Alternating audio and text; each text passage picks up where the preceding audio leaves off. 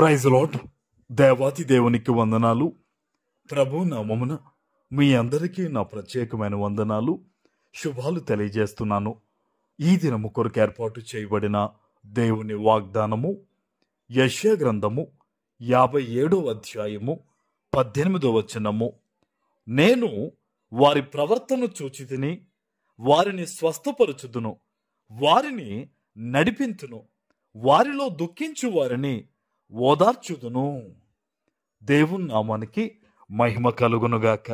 ఈ ఉదయకాల సమయంలో సర్వ సృష్టికర్త అయిన నీ తండ్రి నిన్ను ఆశీర్వదిస్తూ గొప్ప వాగ్దానాన్ని నీకు అందిస్తూ ఉన్నారు.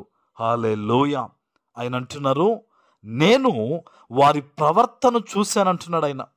నువ్వు దేవుని కొరకు ఎంత నిజాయితీగా బ్రతుకుతున్నావో, దేవుని మీద ఏ రీతిగా నీవు ఆధారపడుతూ ఉన్నావో, ఏ రీతిగా ఉపవాసం ఉంటూ ఉన్నావో, కన్నీరు విడుస్తున్నావో, ఈ ఉదయము దేవుడు నీతో మాట్లాడుతున్నారు. ఆయన నీ ప్రవర్తన చూశారట.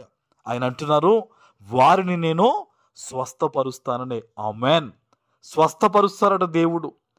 ఏ విషయంలో ప్రభువా నన్ను ఆశీర్వదించు, ఇదిగో నాకు నీ దీవెన కావాలని నీవు ప్రార్థన చేస్తూ ఉన్నావో, ఈరోజు గొప్ప ఆశీర్వాదంతో నువ్వు నింపబడబోతూ ఉన్నావు. ఆమేన్. దేవుడే అంటూ ఉన్నారు, నేను వారి ప్రవర్తన చూశాను, వారిని స్వస్థపరుస్తానని. అంతేకాదు అద్భుతమైన వాగ్దానం ఏంటంటే, వారిని నేను నడిపిస్తానంటున్నాడు. ఈరోజు నీ జీవితము ఒక చోట నిలిచిపోయింది. జీవితంలో ముందుకు వెళ్ళలేక, జీవితంలో ఎదుగుదల లేక, ఇబ్బందులతో సమస్యల్లో నువ్వు ఆగిపోయావు. నువ్వు జీవితంలో ఈరోజు దేవుడు చెప్తున్నారు, నేనే వారిని నడిపిస్తానని. ఆమేన్. ఆగిపోయిన నీ జీవితాన్ని, నిలిచిపోయిన నీ జీవిత ప్రయాణాన్ని ఇదిగో దేవుడు ఈ రోజు నుంచి ఆయన గొప్పగా నడిపించబోతూ ఉన్నారు. ఆమేన్. హల్లెలూయా. ఏ పరిస్థితి నేను బంధించేసిందో, ఏ ఇబ్బంది వల్ల నువ్వు నిలిచిపోయావో, ఈరోజు దేవుడు చెప్తున్నారు, ఆయన నిన్ను జీవితంలో ముందుకు నడిపించబోతూ ఉన్నారు. ఆమేన్. నీ ఉద్యోగంలో, నీ వ్యాపారంలో, ఈ కుటుంబ పరిస్థితుల్లో దేవుడు నిన్ను ముందుకు నడిపించబోతూ ఉన్నారు. గొప్ప వాగ్దానం ఇది.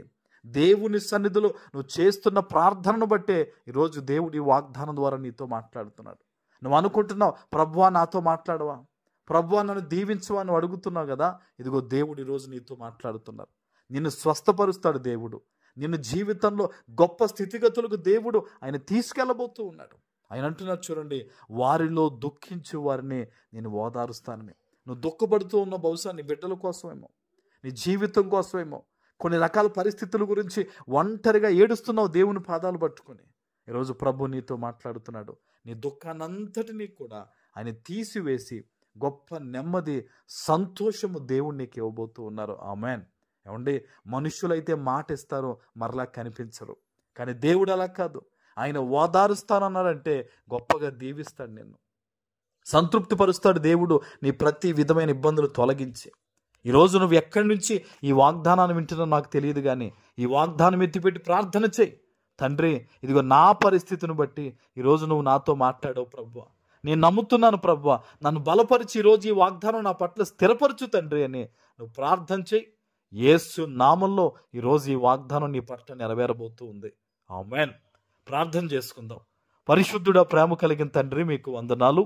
ఈ ఉదయకాల సమయంలో మీరిచ్చిన ఈ గొప్ప వాగ్దానము ప్రతి బిడ్డ జీవితంలో నెరవేర్చి స్థిరపరచమని యేసు నామమున ప్రార్థిస్తున్నాను తండ్రి.